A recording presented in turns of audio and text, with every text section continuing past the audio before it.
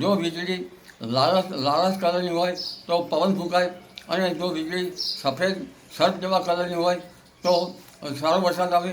વીજળી ઈશાની હોય તો સારું, પણ વીજળી જ્યારે નીચે પડે અને તેના બે ભાગ કરી નાખે અને લગભગ આપણું આંખો અંજાઈ જાય છે એવું થાય ત્યારે વીજ પ્રપાતનું થવાની શક્યતા રહેતી હોય છે.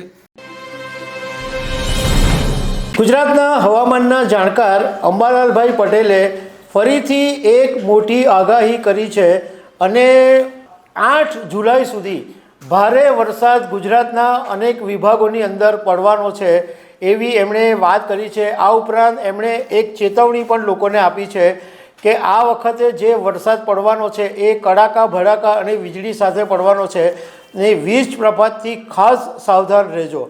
તો આના વિશે હું તમારી સાથે વાત કરીશ. મારું નામ રાજેશ શાહ છે અને તમે જોઈ રહ્યા છો ગુજરાતના સૌથી મોટા ડિજિટલ ન્યૂઝ પ્લેટફોર્મ ખબરછે.com. ગુજરાતના હવામાનના જાણકાર અંબાલાલભાઈ પટેલ સાથે અમારે ખબરછે.com તરફથી અનેક વખત વાતચીત થતી રહે છે અને હવામાન હોય કે રાજકારણનો વર્તારો હોય કે બીજી કોઈ વાત હોય તો અંબાલાલભાઈ પટેલ અમારી સાથે શેર કરતા હોય છે. એમણે એક વિડીયો મોકલ્યો છે, એ પહેલાં તમે સાંભળી લો. તારીખ 26 જૂનથી 30 જૂનમાં કેટલાક ભાગમાં ભારે વરસાદ થવાની શક્યતા રહેશે. આ ઉપરાંત જુલાઈ 1 થી 8માં પણ ભારે વરસાદ થવાની શક્યતા રહેશે. અને આ અંગે જોવા જઈએ તો આજે ઉત્તર ગુજરાતના કેટલાક ભાગમાં ભારેથી ભારે વરસાદ થવાની શક્યતા રહેશે, જેમાં લગભગ પાટણના ભાગો, મહેસાણાના ભાગો, બનાસકાંઠાના ભાગો, અરવલ્લી સાબરકાંઠાના ભાગોમાં ભારે વરસાદ થવાની શક્યતા રહેશે. આ ઉપરાંત લગભગ અન્ય ભાગોમાં પૂર્વ ગુજરાતના ભાગોમાં પણ વરસાદ થવાની શક્યતા રહેશે. દાહોદ પંચમહાલના ભાગોમાં પણ ભારે વરસાદ થવાની શક્યતા રહેશે. પણ ઉલ્લેખનીય છે કે આજે આ વરસાદ વીજળીના કડાકા ધડાકા સાથે થવાની શક્યતા હોય. વીજ પ્રપાતથી ધ્યાન રાખવું. જો વીજળી લાલચ કલરની હોય તો પવન ફૂંકાય, અને જો વીજળી સફેદ સર્પ જેવા કલરની હોય તો સારો વરસાદ આવે.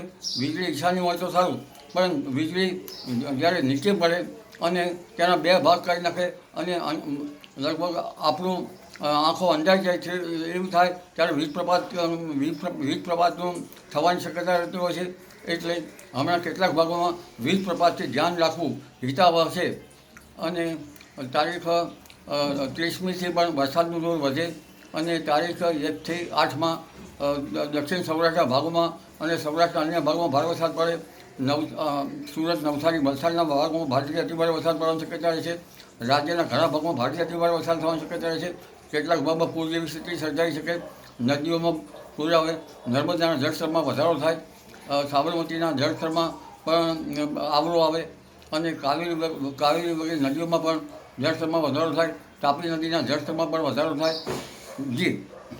તો અંબાલાલભાઈ પટેલે એવું કીધું છે કે 26 જૂનથી 30 જૂન સુધી ગુજરાતના અનેક વિસ્તારોની અંદર ભારે વરસાદ પડવાનો છે. ખાસ કરીને ઉત્તર ગુજરાતના વિસ્તારો પાટણ, મહેસાણા, સાબરકાંઠા ઉપરાંત પૂર્વ ગુજરાતના વિભાગો દાહોદ, પંચમહાલ, આ બધા વિસ્તારોની અંદર 26થી 30 જૂન સુધી ભારે વરસાદ પડવાનો છે અને વીજળીના કડાકા ભડાકા આ વખતે ખૂબ રહેવાના છે. એટલે વીજ પ્રપાતથી ખાસ સાવધાન રહેજો.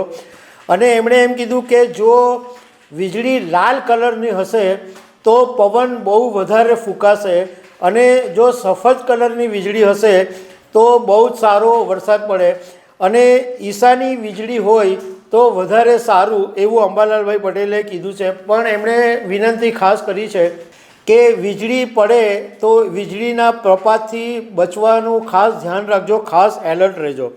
આ ઉપરાંત એમણે બીજી આગાહી એ કરી છે કે 1 જુલાઈથી 8 જુલાઈ સુધી ભારે વરસાદ જે ગુજરાતના વિસ્તારોમાં પડવાનો છે એની અંદર દક્ષિણ ગુજરાત અને સૌરાષ્ટ્રના વિસ્તારોની અંદર ભારેથી અતિ ભારે વરસાદ પડવાનો છે. અને એમાં દક્ષિણ ગુજરાતમાં નવસારી, વલસાડ, સુરત એ બધા જ વિસ્તારો છે કે જેની અંદર ભારે વરસાદ પડશે.